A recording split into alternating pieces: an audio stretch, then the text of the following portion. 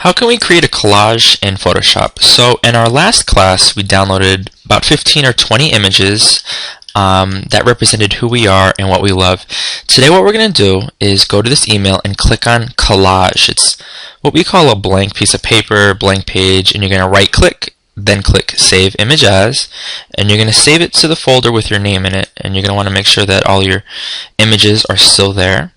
Next, we're going to go to Photoshop, and I'm going to click File, Open, and here is my folder. Here's all the images, and if I click on this little icon right here, View Menu, and change it to Thumbnails, I can see everything. So what I'm going to do is, if I hold Control, I can click, holding Control, and I'm selecting multiple images at once.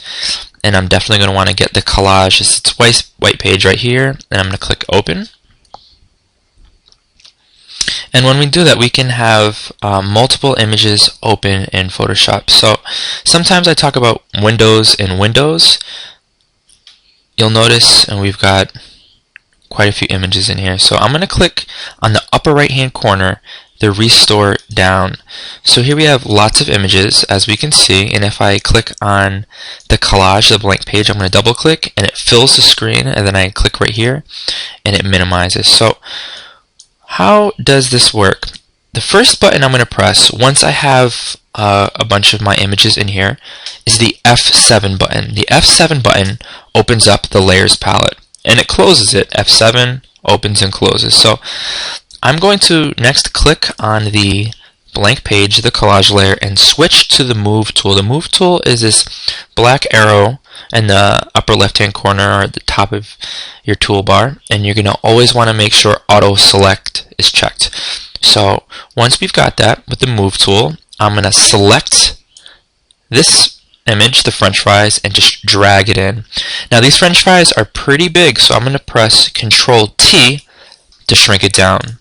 We want to hit this paper clip right here to keep it proportional, and now I'm clicking along the corners, and I click on the image and I can move it, and that looks pretty good. I'm going to click the check to confirm. Now if I want to move the french fries, click on and drag. I'm going to come back here, close it. Next I'll switch to this New York's Knicks image.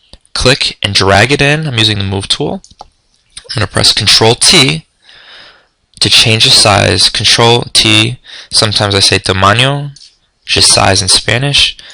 There, we got it right there. So we've got a couple images, and I'll put in one more. We'll put in this dolphin. Click and drag. So here we've got the dolphin, the Knicks, and these french fries. We can see that the Knicks image is on top, the french fries is on the bottom, and the dolphin image is sandwiched in between. If we look to our layers palette, what I can see is here the Knicks image is in top, but if I click and drag this all the way to the bottom, all of a sudden the Knicks is now in the bottom and the french fries is sort of sandwiched in between. What we see in the Photoshop canvas is reflected in our layers palette. So if I click on the french fries in here and I want it on top, I drag it above the dolphin, and there we go. If I want the french fry on the bottom, click, drag, there we go. I'm going to continue adding this, and here we've got Batman. If I want Batman on top, I'm going to click him on top, change the size, Control T, grab a corner, shrink it down. I'm going to press check, and if I'm going to double click right here we got a full screen. And remember that if we click the hand, we can click actual pixels to make it 100%, print size 60%, but we always want to be at 100%. Rearrange your images so that the composition is aesthetically pleasing. Make sure you get everything in here, and finally you're going to want to click on the top layer, and then you're going to select T, the type tool. You're going to want to write your name and date, so I'm going to type in Mr. Drost, and I'm going to write the date. It's Feb 5 2011 is more than adequate. If I want to change the color, highlight, click, select. Now it's white. I'm going to click check. I'm going to keep working on this collage. Let me know if you guys have any questions.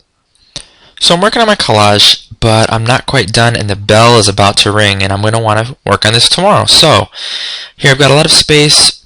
clearly I need to fill this up with images. To do that, I'm going to save it as a PSD file. So I'm going to go to File, Save As, and here is how you save everything in this class. So you're going to always want to click to the left of the file name, and you're going to want to write your name. I'm going to write Mr. Drozd, and then we're going to always want to keep the original file name. In this case, it's collage, so I'm able to figure out what it is. Remember, we've got lots of formats. We're going to want to save it as a PSD, because a PSD file keeps the layers. We want to maintain the layers. When we're done, we're going to send it to Mr. Drozd as a JPEG. These are all JPEG images, JPEG or JPG. Today, we're saving it as a PSD so we can work on it tomorrow, unless we're done, and then we'll do a JPEG. But for right now, PSD, I'm going to click Save. I'm going to click OK. I'm going to minimize this to make sure it's in my documents. I'm going to go to my documents, Mr. Drozd, and there it is, Mr. Drozd collage as a PSD.